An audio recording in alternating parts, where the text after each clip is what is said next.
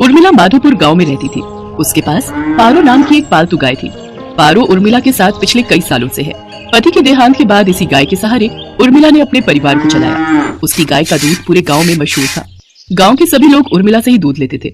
उर्मिला का बेटा शहर में पढ़ता था। वहीं उसे पूनम नाम की एक लड़की से प्यार हो गया और उसने अपनी माँ को बिना बताए पूनम से मंदिर में शादी कर ली। आज वो गाँव वापस आने वाला था।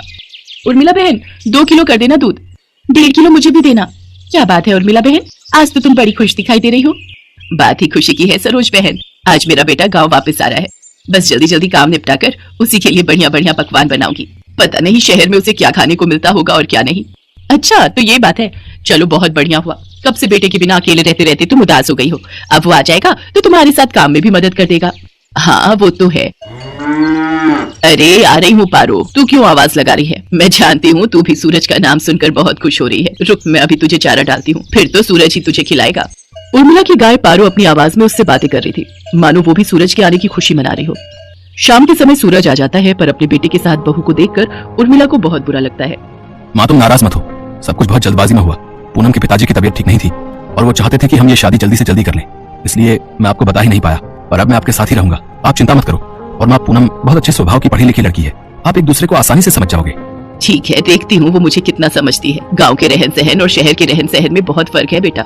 उर्मिला की तरह पूनम घर के कामकाज नहीं कर पाती थी। उसे तो घर का कोई भी काम करना नहीं आता था। सूरज तुमने मुझे कहाँ लाकर पटक दिया है? मुझसे ये घर के काम नहीं होते। हमें शहर वापस चलना चाहिए। उस गाय का गोबर साफ करो, उसे चारा डालो, उसे नहलाओ, घर की लीपा पोती करो। ये सब करके तो बदबू के मारे मेरा बुरा हाल हो रहा है। ऊपर से तुम्हारी माँ को माजी का नाटक करते हुए लहसुन प्याज ही काटती रह जाओ। कैसी बातें कर रही हो पूनम? यहाँ पर सारा कामकाज बना हुआ है। मैं तो यहाँ पर बढ़िया सी डेयरी खोलने की सोच रहा हूँ। दूध घी पनीर दही और कुछ खास मिठाइयों की बहुत ही बढ़िया डेयरी खुल जाएगी। हमारी अच्छी खासी कमाई हो जाएगी। शहर में घर का किराया खर्चा पानी कितना ज्यादा है, वहां पर मुझे काम सेट करने में ही सालों गुजर जाएंगे। और जहां पर मेरा अपना खुद का घर का काम है, हम शहर में क्या करेंगे? तुम्हें पता भी है हमारी गाय का दूध पूरे गांव में मशहूर है। सोचो हम कितना कमा लेंगे। और फिर हमारे यहाँ रहने से माँ को भी सहारा रहेगा। वो बेचारी अकेले काम नहीं संभाल पाती है। अच्छा तुम काम करो, मैं थोड़ी देर बाजार होकर आता हूँ। कह तो सूरज ठीक ही रहे। शहर में काम करने के लिए पैसों की भी जरूरत होगी। यहाँ पर तो अपना मकान अपना काम है और फिर हमें तो पैसे कमाने से मतलब है। कुछ सालों में अच्छे पैसे कमा लिए तो बाद में शहर जाकर बस जाएंगे। पर मुझे किसी भी तरह से सासू माँ से अलग होना है ताकि उस गाय पर मेरा कब्जा हो जाए। पता नहीं माँ जी तो बहुत चालाक है, कितने पैसे अपने अंदर करके बैठी होंगी।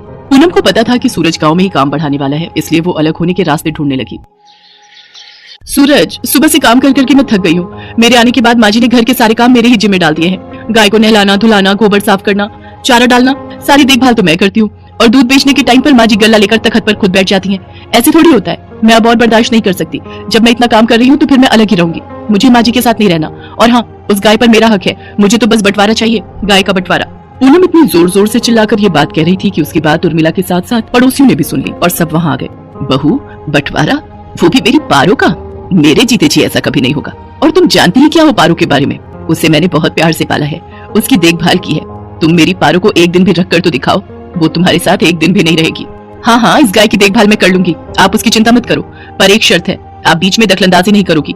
मैं जैसी मर्जी गाय की देखभाल करूँ, आप उससे दूर रहोगी। सूरज अगर आज बंटवारा नहीं हुआ तो मैं तुम्हें छोड़कर शहर चली जाऊंगी।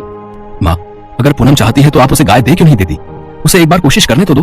कहीं ऐसा ना हो आप दोनों के झगड़े में मेरी शादीशुदा जिंदगी खराब हो जाए। सूरज बेटा, एक माँ कभी नहीं चाहती कि उसके बच्चों का घर खराब हो। अगर बहू की यही इच्छा है तो आज से मैं अपनी पारो बहू के हवाले करती हूँ।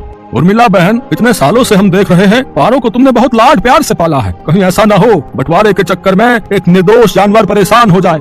सब गाँव वाले भी क्या समझाते। पूनम तो बंटवारे की जिद पर अड़ गई थी और ऐसा ही हुआ। गाय अब पूरी तरह से पूनम के हवाले थी। सूरज गाँव में डेयरी खोलने की व्यवस्था के काम से शहर चला जाता है। पूनम तो आलसी थी, उसने गाय के प्रति लापरवाही दिखाना शुरू कर दिया।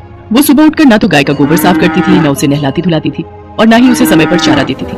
इसी कारण गाय के आसपास बदबू फैलने लगी और मक्खियां मच्छर कीड़े मकोड़े आने लगे। गाय को समय पर चारा नहीं मिलता था, वो कमजोर हो गई। पूनम सारा दिन सोती रहती और खाती पीती रहती। गाय ने दूध देना भी बंद कर दिया। एक दिन गाय बेहोश होकर जमीन पर गिर गई। ये देखकर पूनम घबरा गई। सूरज उसी समय शहर से आया और वो भी घबरा गया। उसने उर्मिला को आवाज लगाई। उर्मिला दौड़ती हुई अपनी पारो के पास आई और बिलख बिलख कर रोने लगती है। पारो पारो उठ, देख देख मैं तुझे आवाज लगा रही हूँ। पूनम पारो की देखभाल की जिम्मेदारी तुमने ली थी ना, फिर उसका ये हाल कैसे हो गया? मुझे माफ कर दो सूरज, गलती मेरी ही है। मेरे कारण पारो आज इस हालत में है। मैं सचमुच माँ जी की तरह पारो की देखभाल नहीं कर सकी। माँ जी मुझे माफ कर दीजिए। उर्मिला दौड़कर चारे के पास जाती है और चारे को उठाकर पारो के आगे रखती है। पारो को उर्मिला के स्पर्श का एहसास होता है। वो थोड़ा सा हिलती है। ये देखकर सब खुश हो जाते हैं। उर्मिला अपने हाथों से पारो को चारा खिलाती है। पारो खुशी खुशी ढेर सारा चारा खा लेती है, मानो वो कब से उर्मिला के हाथों से ही चारा खाना चाह रही थी। पूनम को अपनी गलती का एहसास हो जाता है और वो उर्मिला से माफी मांगती है।